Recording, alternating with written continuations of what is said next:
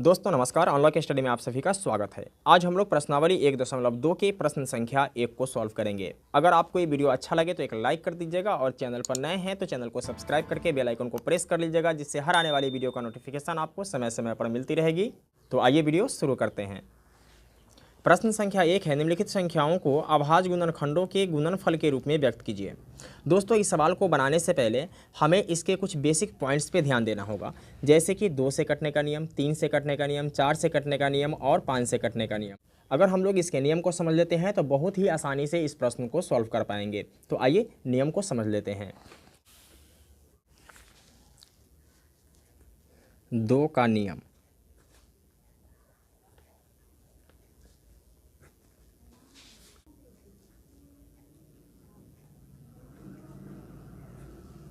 संख्या का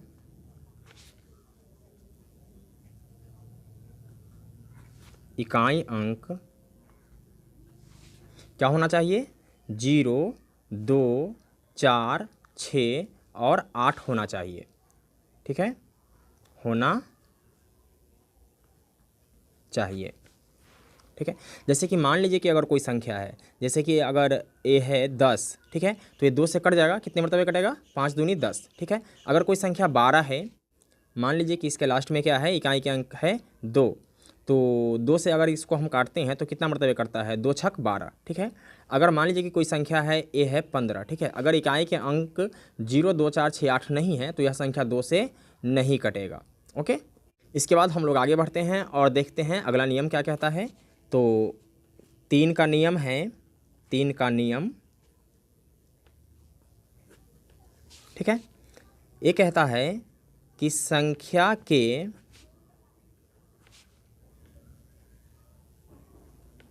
अंकों का योग, अंकों का योग 3 से विभक्त होना चाहिए। ठीक है, विभक्त होना चाहिए। मान लीजिए कि कोई संख्या है 1, 2, 7, 5। ठीक है, तब क्या करना है कि इसके अंक को जोड़कर देखना है। कैसे जोड़ना है? 1 + 2 + 7 + 5। ठीक है, अब जोड़कर देखना है तो 2 और 1 3 और 7 10, 10 5 कितना होता है? 15 होता है। तब हमें ये देखना है कि यह 3 का गुणज है या नहीं। तो 3 × 5 = 15, 3 के टेबल में आता है, इसलिए यह संख्या क्या होगा? 3 से कट जाएगा। ओके, इसके बाद है 4 का नियम।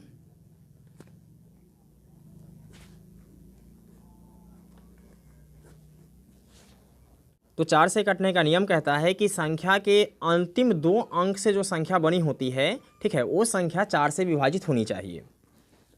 यानी अंतिम 2 अंकों से बनी संख्या, से बनी संख्या 4 से विभाजित होनी चाहिए।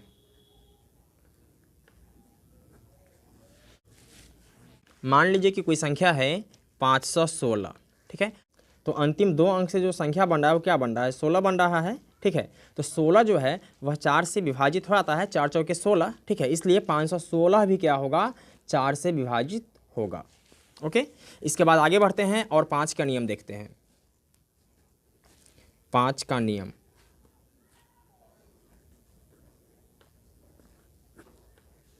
तो 5 का नियम कहता है कि इकाई का अंक क्या हो? 0 या 5 हो। ओके, जिस संख्या के इकाई का अंक 0 या 5 होगा वह संख्या 5 से विभाजित हो जाएगा। जैसे कि मान लीजिए कि अगर कोई संख्या है 1, 2 और 5। ठीक है, इसके लास्ट में क्या है? यानी इकाई का अंक 5 है, इसलिए यह संख्या 5 से विभाजित हो जाएगा। चाहे अगर यह संख्या अगर 120 भी होता, यानी इकाई का अंक 0 होता, तो यह संख्या 5 से विभाजित हो जाता। ठीक है, 120 की जगह पे आप इसको 920 भी कर देंगे, फिर भी यह संख्या क्या होगा? 5 से विभाजित होगा। ओके, सवाल को बनाने के लिए इतना ही नियम काफ़ी है, ठीक है। लेकिन फिर भी जब नियम में ही बढ़े हैं तो चलिए एक आध नियम और देख लेते हैं। 6 का नियम, 6 का नियम कहता है 2 और 3 से विभाजित होने वाली संख्या, होने वाली संख्या 6 से विभाजित होगी। ओके। 8 का नियम क्या कहता है? 8 का नियम ये कहता है कि अंतिम 3 अंकों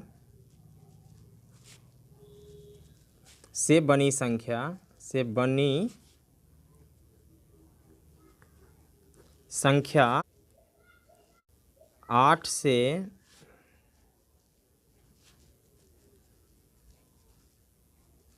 विभाजित होगी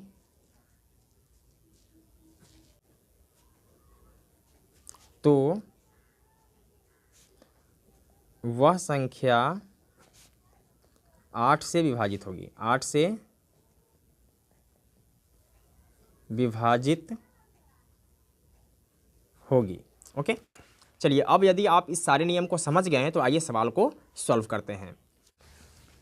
पहला प्रश्न मेरे पास है 140, ठीक है। हमें हल करना है। तो 140 का गुणनखंड निकालेंगे, ठीक है। तो हमने आपको बताया कि जिस संख्या के इकाई अंक 0, 2, 4, 6, 8 होता है वह संख्या 2 से लग जाता है, ठीक है। तो इसमें क्या करना है? 2 से लगाना है। तो 7 दूनी 14 और 0। ओके। इसके बाद फिर 2 से लगाएंगे, कितना आएगा? 35। इसके बाद फिर 5 से लगाएंगे तो 5 सत्ते कितना हो जाएगा? 35। तब हमें इसे लिखना है कि 140 बराबर 2 गुने 2 गुने 5 गुने 7, ठीक है। आइए इसको अच्छे से लिख लेते हैं।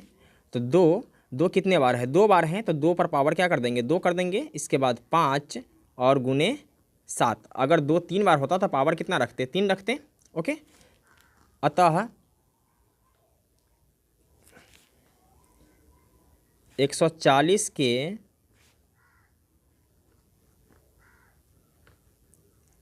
अभाज्य गुणनखंडों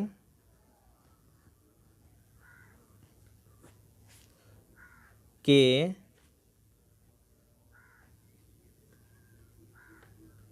गुणनफल 2 पर पावर 2 गुने 5 गुने 7 हैं। ओके। चलिए अगला प्रश्न है मेरे पास 156। कितना है? 156। तो लिखेंगे 156। ओके। हमें हल करना है। तो 156 हमें इसका गुणनखंड करना है। तो 2 से लगाएंगे क्योंकि इसके लास्ट में क्या है? 6 है, तो 2 से कट जाएगा। 7 दूनी 14, बचेगा 1, 16, 8 दूनी 16। ओके। फिर 2 से लगाएंगे, 3 दूनी 6, बचेगा 1, तो हो जाएगा 18, 9 दूनी 18, ठीक है। अब 3 से लगाना है। तो 9 और 3 12। मैंने आपको बताया कि जिस संख्या के अंकों का योग 3 का गुणा जो है वह संख्या 3 से कट जाता है। तो 9 और 3 क्या हो जाएगा? 12। 3 चौके 12। इसका मतलब यह है कि यह संख्या 3 से कटेगा। 13 तिया 39। ओके। तब यहाँ हमें लिखना है 156 बराबर 2 गुने 2 गुने 3 गुने 13। ओके। तब इसको हम और अच्छे से लिख सकते हैं। 2 पर पावर कितना है? 2, 3 गुने 13। अतः 156 के अभाज्य गुणनखंडों के गुणनफल कितना है, 2 पर पावर 2 गुने 3 गुने 13 है। ओके, चलिए आगे बढ़ते हैं और तीसरे प्रश्न को देखते हैं। तो तीसरा प्रश्न है 3825। तीसरा प्रश्न है 3825। 3825 इसका गुणनखंड करना है। तो यहाँ यह 2 से नहीं कटेगा क्योंकि इकाई का अंक 0, 2, 4, 6, 8 नहीं है। तो हम 3 से लगा कर देखते हैं। ठीक है, तो 3 से लगाने के लिए क्या करना है कि इसके संख्या के अंकों को जोड़ना है। ठीक, तो 3 और 8 कितना होता है, 11, और 2 13, और 5 क्या होता है, 18। 18 जो है वह 3 का गुणज है, 3 छक 18। ठीक है, इसका मतलब ये है कि यह संख्या 3 से कट जाएगा। तो 3 एकम 3, 3 दूनी 6, बचेगा 2, तो 22, 7 तिया 21, 1, 3 पचे 15। ओके, फिर 3 से लगाएंगे, 3 चौके 12, 3 दूनी 6, और 3 पचे 15। फिर 5 से लगाएंगे क्योंकि हमें पता है कि यह संख्या 5 से कट जाएगा। इकाई का अंक क्या है, 0 और 5 में से कोई एक है। ठीक है, यानी 5 है। तो 8 पंचे 40, और 5 पचे 25। इसके बाद फिर 5 से लगाएंगे तो 17 पचे 85। तो लिखेंगे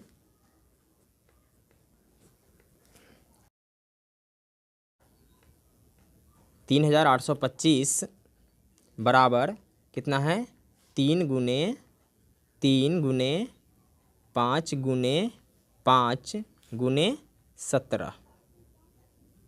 ओके, यानी 3 पर पावर कितना है, 2 गुने 5 पर पावर 2 गुने 17। अतः 3825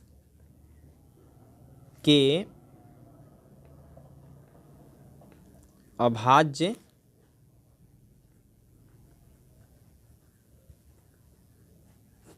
गुणनखंडों के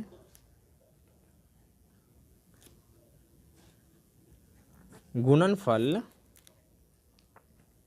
3 पर पावर 2, 5 पर पावर 2 गुने 17 है।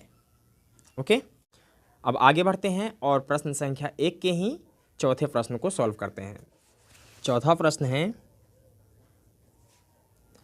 5005। ठीक है, हमें हल करना है तो इसके लिए गुणनखंड निकाल लेते हैं। तो 5005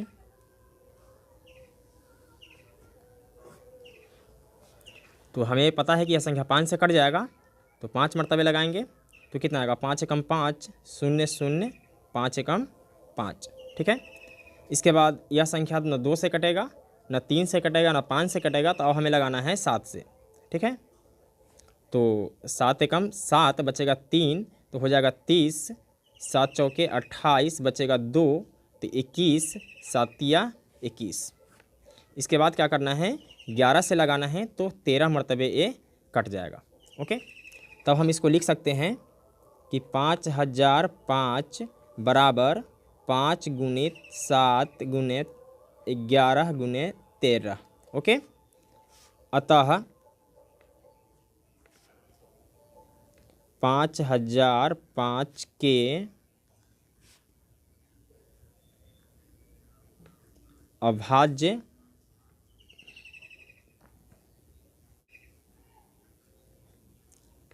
गुणनखंडों के गुणनफल 5 गुने 7 गुने 11 गुने 13 है। ओके, अब आगे बढ़ेंगे और प्रश्न संख्या 5 को सॉल्व करेंगे। ओके, तो 5वां प्रश्न है 7429। ठीक है, हमें हल करना है। तो 7429 17 मरतबे लगेगा। ठीक है, तो ए आ जाएगा 437, इसके बाद 19 से लगाएंगे तो ए कट जाएगा 23 मरतबे। ओके, तो अब हम इसको लिख सकते हैं कि 7429 बराबर 17 गुने 19 गुने 23। अतः 7429 के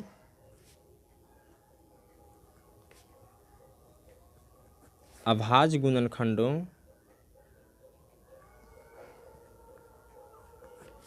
के गुणनफल 17 गुने 19 गुने 23 है।